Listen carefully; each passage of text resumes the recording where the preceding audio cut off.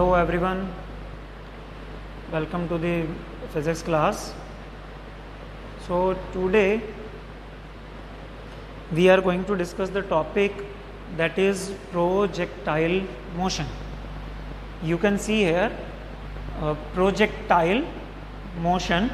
We are doing our chapter that motion in a plane. Now we are doing motion in 2 dimension, that is projectile motion. So what is a projectile? What is a projectile motion? Let us discuss in this PPT. Okay. So topic is projectile motion. Projectile motion is also an example of motion in 2 dimension. What is the meaning of motion in 2 dimension? Here it means we have 3 dimensions of a plane: x axis, y axis and z axis. Out of 3 axes, if the 2 domains, it means either x or y or z or x or z, dimensions are changing in a motion, that is called 2-dimensional motion. It means suppose आप करो कि एक चींटी है, कीड़ी दीवार पे चल रही है, तो दीवार पे क्या करेगी, या तो आगे की तरफ जाएगी या ऊपर जाएगी या नीचे की तरफ जाएगी. ये तो एक डायमेंशन होगी, ऊपर नीचे करना, ठीक है. अप एंड डाउन एक होगी, लेफ्ट राइट एक होगी. वो ऐसे दीवार के बाहर और अंदर की तरफ तो जा नहीं सकती. इट मीन्स वो 2 डायमेंशन का मोशन हुआ, that is called two dimensional motion. So projectile motion is also an example of two dimensional motion.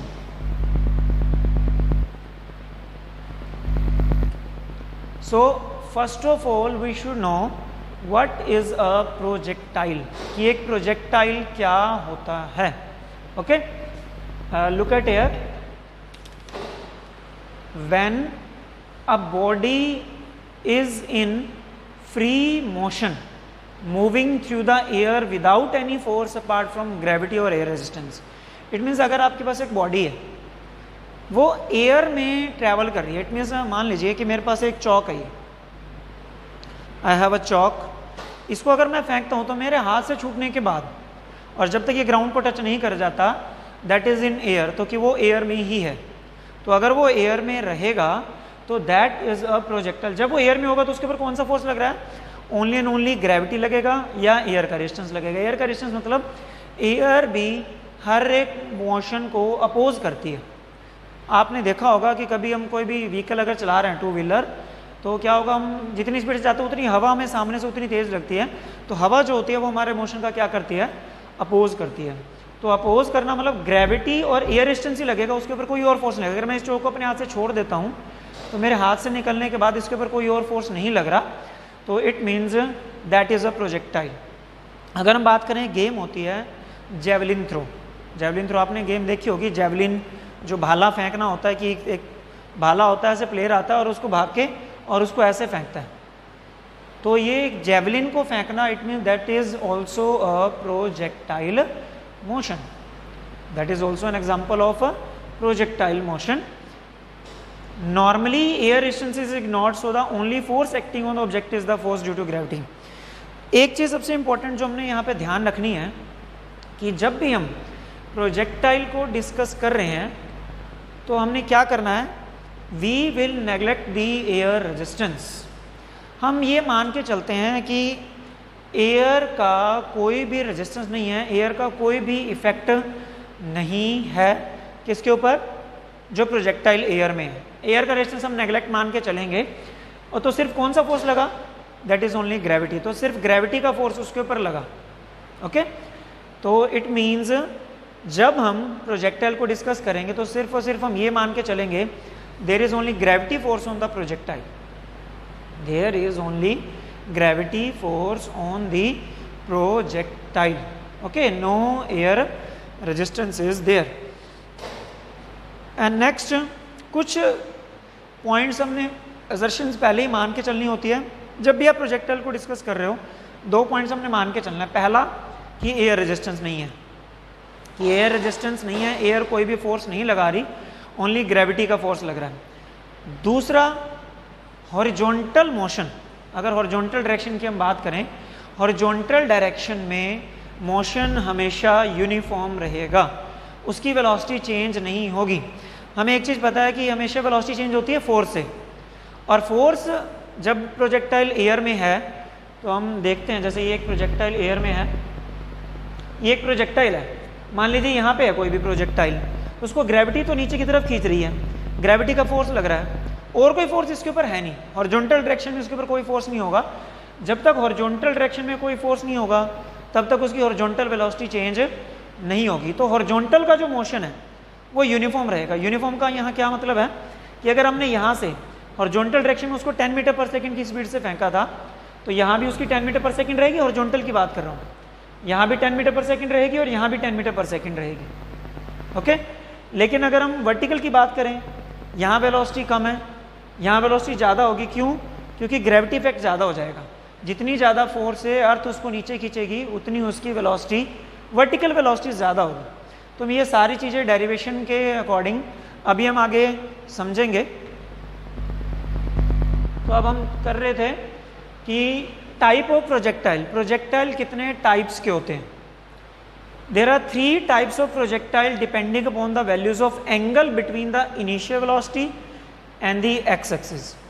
X axis क्या हुआ कि अगर आप प्रोजेक्टाइल को फेंक रहे हो, सपोज करो कि मैं यहाँ से प्रोजेक्टाइल, ये एक्स एक्सिस है, ग्राउंड हो गया, तो अब मेरे पास एक चौक है, इस चौक को मैं फेंक रहा हूँ, तो इसको मैं 3 तरीके से फेंक सकता हूँ। कैसे? एक तो बिल्कुल हॉरिजॉन्टल, ग्राउंड के parallel, this is the first type of motion. Okay, अगर ground theta is equal to 0, horizontal projectile, अगर मैं किसी भी प्रोजेक्टाइल को बिल्कुल हॉरिजॉन्टली फेंकता हूँ, अर्थ के पैरेलल बिल्कुल, जैसे हमारी अर्थ है, तो this is the first case that theta 0 horizontal projectile. Second is theta 90, मैं यहाँ खड़े खड़े इसको वर्टिकल 90 डिग्री पे फेंकता हूँ ऊपर, बिल्कुल अर्थ से परपेंडिकुलर, ये अर्थ है, इसके परपेंडिकुलर 90 डिग्री पे ऊपर फेंकता हूँ। This is the second, that is vertical projectile. Third is theta, कितने मर्जी एंगल पे आप फेंक सकते हो। मैं यहाँ पे हूँ इसको, अब यहाँ से मैं ना हॉरिजॉन्टल फेंक रहा इसको और ना ही मैं इसको वर्टिकल फेंक रहा हूँ, तो क्या कर रहा हूँ मैं इसको कुछ एंगल पे ऐसे फेंक रहा हूँ। जेवलिन थ्रो की गेम होती है, जेवलिन थ्रो में जो प्लेयर होता है वो जेवलिन को फेंकता है 45 डिग्री के एंगल पे, तो ना तो ये अर्थ के पैरेलल है ना अर्थ से परपेंडिकुलर है, तो अर्थ से कुछ एंगल पे है ये ऐसे। So this is called angular projection which is in the general cases. Mostly cases में देखा होगा, क्रिकेट की गेम है, फील्डर के पास बॉल चलेगी, फील्डर ने बॉल जो है वो विकेट कीपर के पास पहुंचानी है, तो वो बॉल को फेंका, आपने देखा होगा बॉल कुछ एंगल पे ट्रेवल करके आएगी उसके हाथ में। ओके, तो that is the general case, it means that is angular projection, that is called angular projection of projectile. So we can project the projectile in 3 directions, either horizontal, it means theta to the x-axis, that is 0. Next is vertical, it means theta 90 degree from the ground, horizontal axis हमने angle count करना है हमेशा.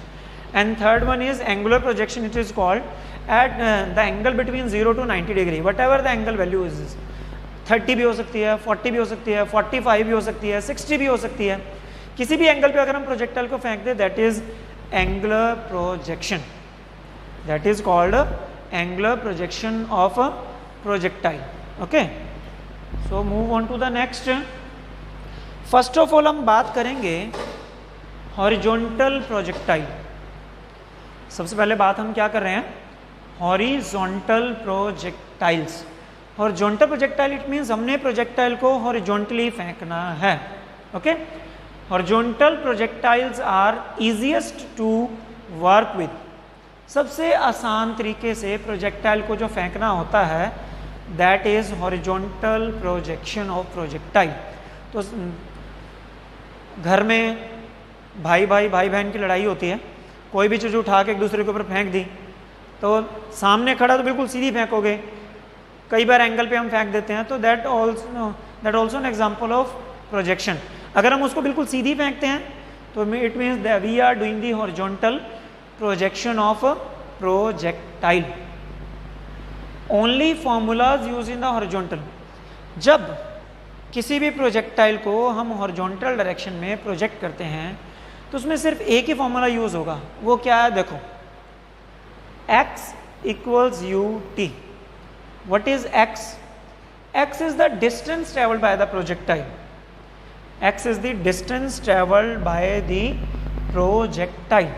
Okay, this is, मान लीजिए यहाँ से फेंका आपने, ये प्रोजेक्शन का पॉइंट है, तो इसका जो फुट पॉइंट ले लो यहाँ से, प्रोजेक्टाइल यहाँ पे आके गिरा, तो it mean this is the distance travelled by the projectile, this is the distance travelled by the projectile. Okay, so what is u? u is the initial velocity with which the projectile is projected. वो initial velocity है जिससे आपने projectile को project किया, फेंका. मतलब मान लो मैंने हॉरिजॉन्टल इसको 10 मीटर पर सेकंड से फेंका, तो u क्या हो गया, 10 metre per second. And what is t? t is time of flight.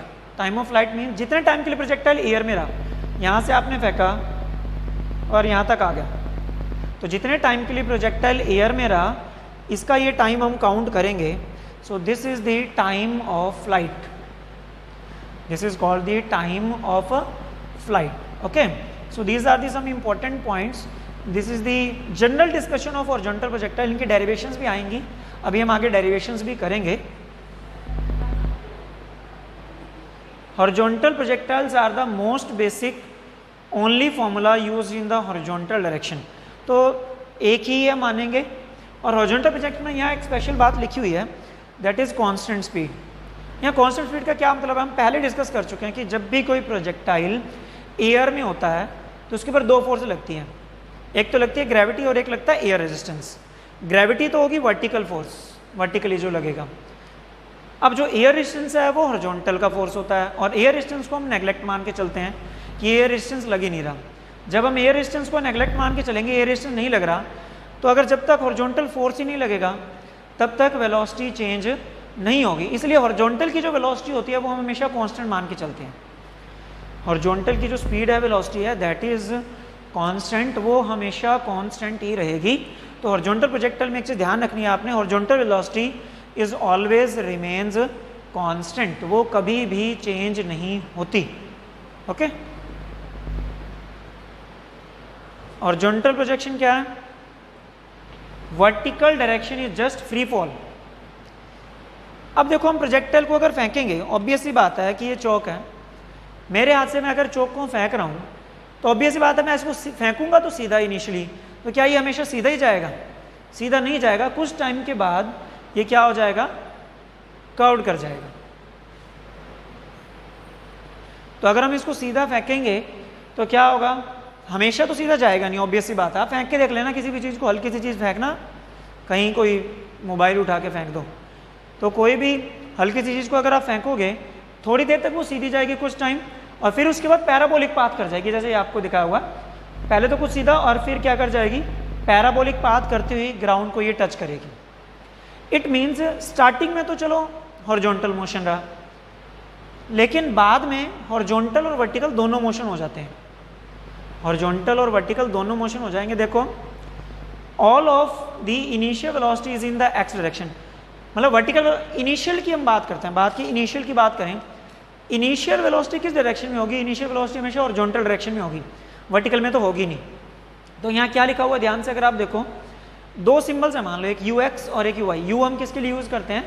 That is for initial velocity. तो यहाँ uy0 का क्या मतलब है? u का मतलब इनिशियल वेलोसिटी, इनिशियल वेलोसिटी इन y एक्सिस, इनिशियल वेलोसिटी इन y एक्सिस. तो y एक्सिस की इनिशियल वेलोसिटी अगर हम बात करें यहाँ पे तो वो 0 है. क्यों? क्योंकि प्रोजेक्टाइल स्टार्टिंग में x एक्सिस में जा रहा है, y एक्सिस में नहीं जा रहा. वो ओनली y एक्सिस में इनिशियली तो जाएगा नहीं, जैसे हमारे हाथ से निकलेगा वो सीधा जाएगा, पहले वर्टिकल तो जाएगा नहीं नीचे की तरफ. तो इनिशियल वर्टिकल वेलोसिटी मतलब y एक्सिस तो ये वर्टिकल होगी और x एक्सिस हॉरिजॉन्टल है. हॉरिजॉन्टल में तो जाएगा, वर्टिकल में नहीं जाएगा, वर्टिकल वेलोसिटी 0 हो जाएगी. Since uy is in free fall, क्योंकि uy क्या है? फ्री फॉल है. uy फ्री फॉल का मतलब कोई उसकी वेलोसिटी नहीं है. एक्सेलरेशन, अगर वेलोसिटी कांस्टेंट रहेगी मतलब एक जैसी रहेगी, उसमें वर्टिकल में एक्सेलरेशन कितनी होती है? That is 9.8 metre per second square. Acceleration due to gravity हमें पता है कितनी होती है, 9.8 मीटर पर सेकंड स्क्वायर. तो हमारे पास एक इक्वेशन होती है s is equal to ut plus half at square. तो u अगर हम y में लगाएं वही, तो uy तो 0 हो गया, तो क्या बचाएगा? Half at square. एक ही जगह एक्सेलरेशन टू ग्रेविटी, वर्टिकल में एक्सेलरेशन टू ग्रेविटी आएगी तो हाफ gt स्क्वायर बन जाएगा. ओके,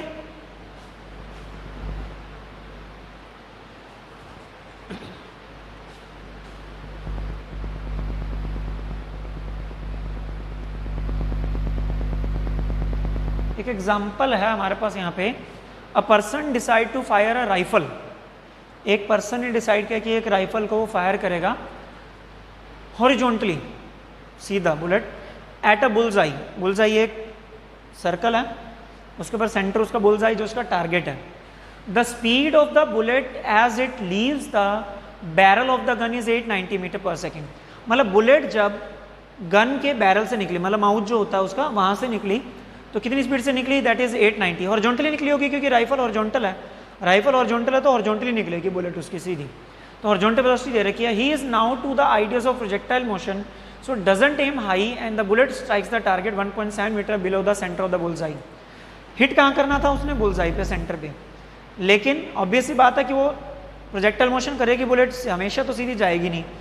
पैराबोलिक पाथ कवर करते करते वो सेंटर से नीचे 1.7 सेंटीमीटर नीचे जाके हिट की, सेंटर से 1.7 सेंटीमीटर नीचे की तरफ उसको हिट किया उसने।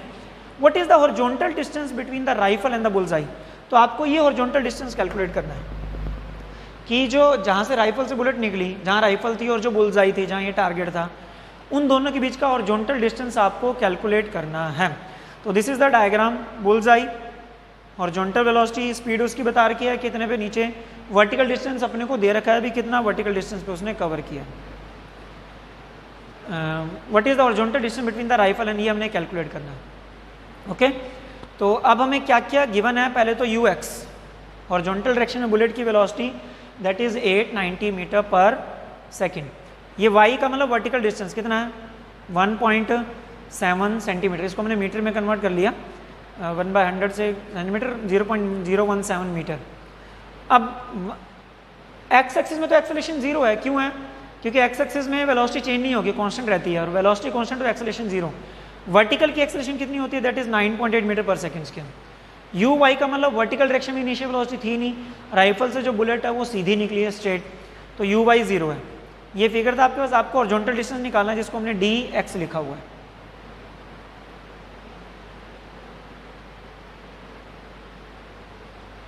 तो कौन सी क्वेश्चन यूज करें, वर्टिकल डिस्टेंस हमारे पास है s is equal to u t plus half at square होता है, तो हम उसको क्या करेंगे, s is equal to s की जगह वाई वर्टिकल में, हाफ एट स्क्वायर पहले लिख दिया, u y t, u y क्यों लिखेंगे, क्योंकि वाई एक्सिस की इक्वेशन लगा रहे हैं हम।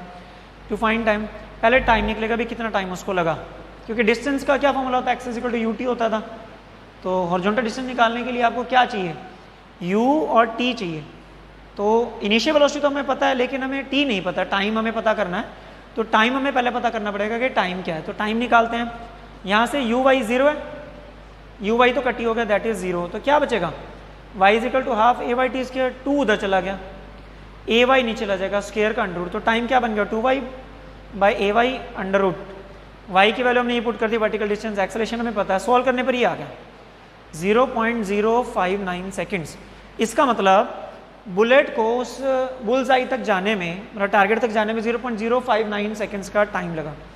तो पहले हमने कैलकुलेट किया टाइम, अब हमने हॉरिजॉन्टल डिस्टेंस निकालना, तो हॉरिजॉन्टल डिस्टेंस का फॉर्मूला हमें पता है कि हॉरिजॉन्टल प्रोजेक्शन में एक ही फॉर्मूला लगता है डिस्टेंस निकालने के लिए, u into T. Horizontal distance निकालना है तो हॉरिजॉन्टल की velocity that is ux into time, तो ux 890 मीटर पर सेकंड दे रखा है, टाइम हमने निकाल लिया, तो क्या इसको मल्टीप्लाई करके दैट इज 52.4 मीटर। तो इट मीन्स हॉरिजॉन्टल डिस्टेंस कितना कवर किया, 52.4 metre. Okay, so this is the today's topic, that is horizontal projection of projectile. Hope you all understood the topic and do practice and prepare notes of the topic. Till then, thanks and have a nice day.